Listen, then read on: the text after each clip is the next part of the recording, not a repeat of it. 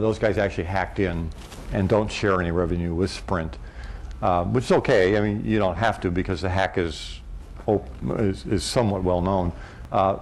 Being a Fortune 500 company, we don't operate like that.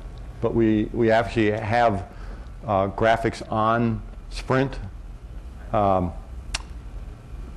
So we're going through the front door rather than the back door. But thank you. Yes, sir. You had a question. On the question of what do you give back, don't forget your contribution is being stolen from.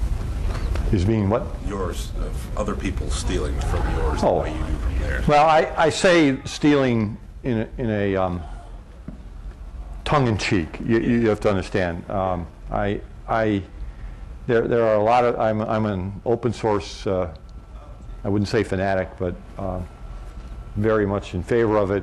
And part of that is giving back and contributing to it. And you know, we're very much in tune with that. Very much so. Yes, sir. Question. With only with men not buying greeting cards, or only 10% of us, what innovation opportunities are there to change that? Okay, the question or statement was, well, you know, Bruce, geez, the men are insensitive clods, don't buy a lot of greeting cards. What opportunities are there from an innovation standpoint to capture them? You know, I would love to have you come back to the office with me because I'm the lone voice in the wilderness saying that this can be cracked. And unfortunately, the decision has been made to take advantage of the fact that women do, and to not ignore the men, but put them on a second priority, since it seems to be a second priority for men. So this is an interesting debate that I have with the people that run the websites, who, by the way, are all ladies. Seems that the men tend to do the technology and the women tend to do the marketing. So I believe there are ways to do it. At the moment, we're not pursuing them as a company.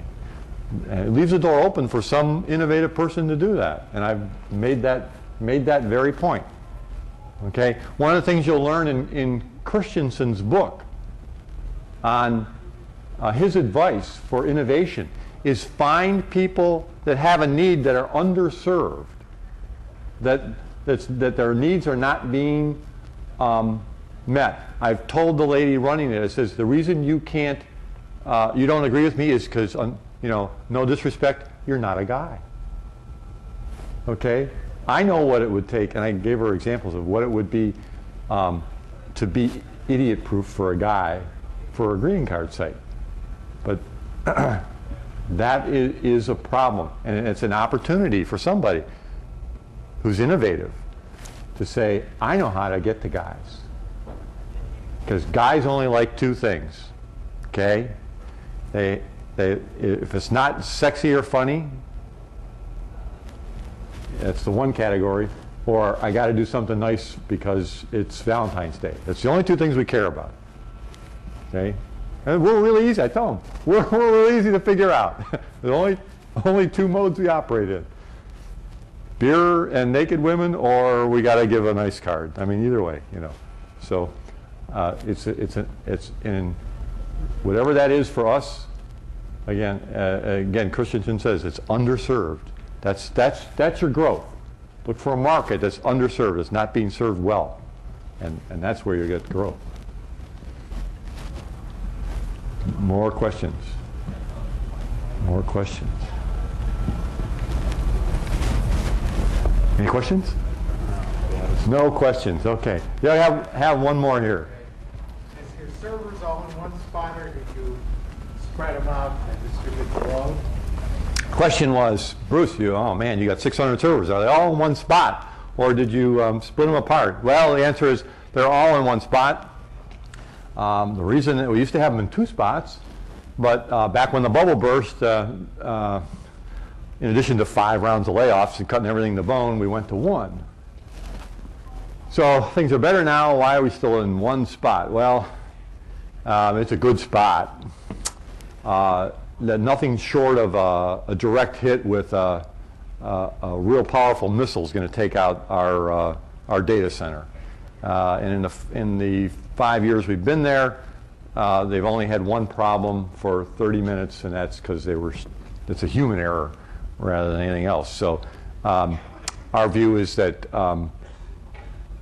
for the price to make it redundant somewhere, it's at this point not worth it. Although we are looking at that again, and interesting you bring that up, because the challenge for that project about how to economically split our farm is a project that we have for 2005, and we're going to be innovative in our solutions for that.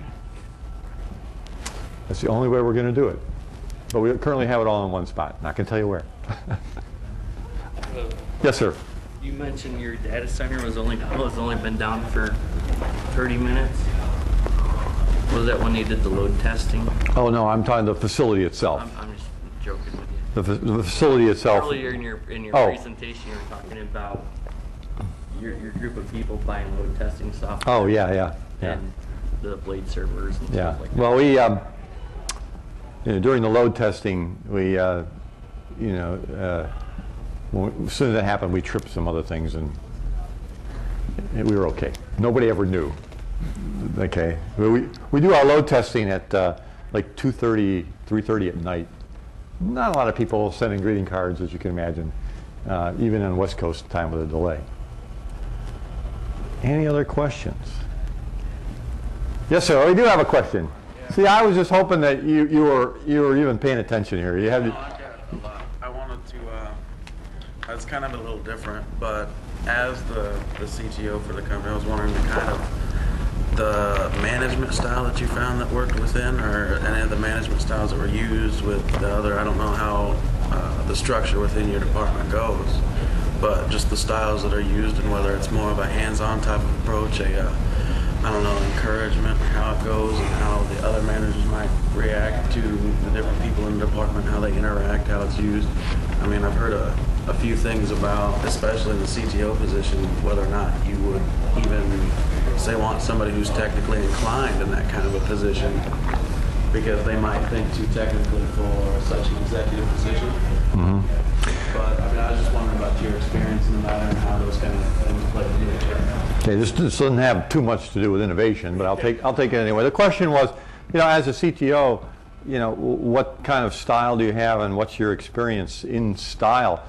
And I'll be honest with you, the CTO position was created in January of 2004, so I'm fairly new to this, and our company is fairly new to it. The reason the CTO position was instituted is because we went from a company with just basically one product line, which was e-greetings, to a company that has 4. And in each of our divisions, the .com being one of them, we have an independent group of IT people. So I went from being the CIO of a single product company to a CTO that's got 4 divisions reporting to him. His question was, do they want a technical person there, or do they really want a business person because it's at that high level? Our total company is only about 270 people, so it's not like our corporate brethren where they have several tens of thousands, and their IT group is 350. So it's a little bit more personal. I mean, I know clearly all the IT people by name, and it's not as hands-off as you might think. I've grown up knowing the technology and building things, although thank goodness for all the consumers I don't program anymore. Don't think I could. So I guess the answer is we're still trying to figure it out. And the reality is that it will change. Our business, I mentioned that mobile speed is 3 times that of internet speed. Everything changes in your business model, your business itself, your organization changes. Don't be surprised a year from now I'm not here. And that's not a failure on my part or anything. It's just we don't know what we need. So we're trying to figure it all out.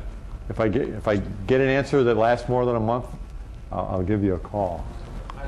Right. My personal style is one of encouragement and development of people. You saw how effective they were without me. That's as hard as that is to do. It really works. It really works. Anything else, folks? Okay, now you have on the website, you can pull that presentation down. You crack the bpetro code. You get a year subscription to any one of our websites, eGreetings, Blue Mountain, or ag.com. I'll take care of you. And I want to thank you for being patient. Thank you for coming, taking time out of what I'm sure is a busy day. My hope is that at the conclusion of this, you really got some message out of here, something that you can take away, apply either in your personal life or to your company. That'll either benefit you as a person or your company in the future. And I do sincerely want to thank you for your attention. Thank you.